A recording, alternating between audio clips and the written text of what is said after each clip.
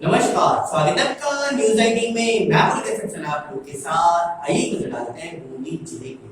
आपको बता दें बूंदी जिले में आयुर्वेदिक औषधि बैंक में पंचक्रम ओटी का शुभारंभ किया गया। बूंदी में जिला आयुर्वेद विभाग द्वारा आज औषध बैंक सहित कोरोना संक्रमण के चलते बंद पड़े पंचकर्म ओटी का एक बार फिर से शुभारंभ हो गया।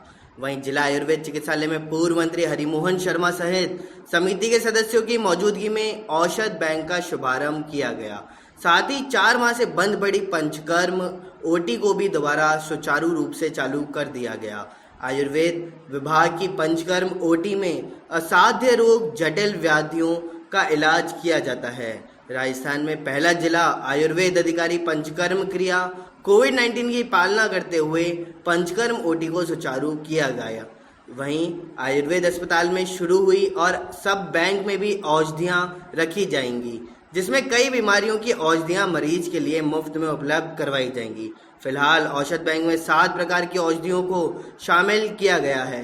धीरे धीरे इन औषधियों की संख्या आयुर्वेद विभाग द्वारा बढ़ाई जाएगी। रोगी कल्याण समिति व आयुर्वेद अस्पताल के चिकित्सक व स्टाफ द्वारा इसमें सहयोग किया जा रहा है। सबसे पहले तो मैं डॉक्टर का आभार व्यक्त करूं कि इन्होंने यहाँ आने के पश्चात से लगातार मेहनत करके लोगों से संपर्क करके एक अच्छी योगदान करने वाली समिति का गठन करवाया और उसके फलस्वरूप इस समिति ने लोगों से संपर्क करके आर्थिक दृष्टिकोण से जिन आवश्यकताओं की पूर्ति करना था उनकी व्यवस्था की।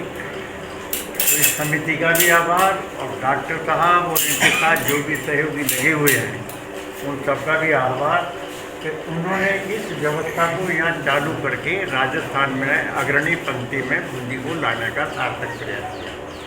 और मैं विश्वास दिलाता हूँ कि आयुर्वेद के विस्तार के लिए राजस्थान सरकार पूर्ण जागरूक और सजग है।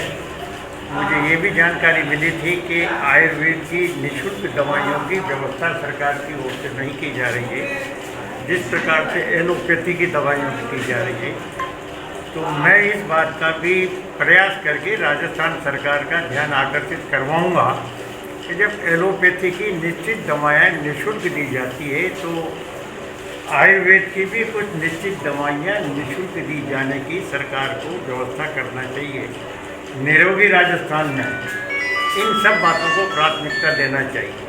मुझे इस बात की भी खुशी है कि बूंदी जिले का आयुर्वेद के दृष्टिकोण से चयन करने में सरकार अपनी महत्वपूर्ण भागीदारी निभा रही है। और उन्होंने पहले तो 11 बीघा जमीन बड़ा नया गाँव में इनको आवंटित की हुई है और इस पर कब्जा करने की प्रक्रिया आरंभ है। 5 बीघा सेंट्रल एक्सीलेंसी के हिसाब से एक आयुर्वेद का बड़ा स्वरूप के लिए व्यवस्था करने के लिए नेशनल हाईवे पे ज़मीन देने की 5 बीघा ज़मीन देने की आदेश आए हैं। उसकी प्रक्रिया जिला कलेक्टर ने यहाँ से आरम्भ कर दी है। और यही नहीं, पूरी 60 बीघा का भी एक नया प्रोजेक्ट 60 बीघा का भी एक नया प्रोजेक्ट आया है।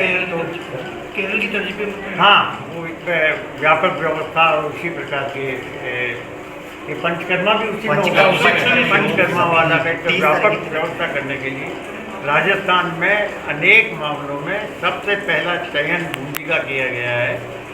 ये ज़मीन की तलाश आयुर्वेद विभाग को है, कब तक ज़मीन मिल जाएगी, कहाँ मिलने की? जी, मैंने कल ही एसडीओ से बात की है। एसडीओ कल आएंगे तो 5 बीघा ज़मीन वाला है तो जल्दी हो जाएगा। 11 बीघा ज़मीन पे कब्जा करने में इनकी व्यवस्थाएं आगे आ रही है। ये उस व्यवस्था में लगी हुई हैं ताकि कब्जा करके उसको कम से कम फेंसिंग करवा लें।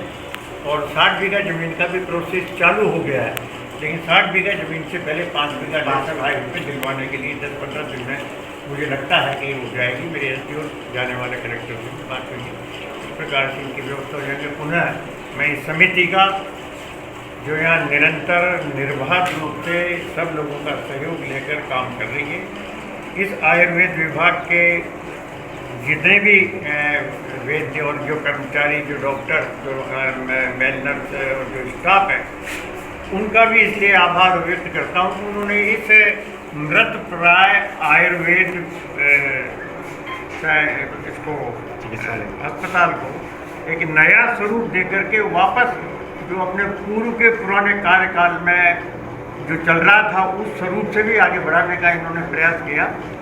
इसके लिए मैं सारे स्टाफ का भी आभार। इस खबर में बस इतना ही। देखते रहिए न्यूज़ 18। नमस्कार।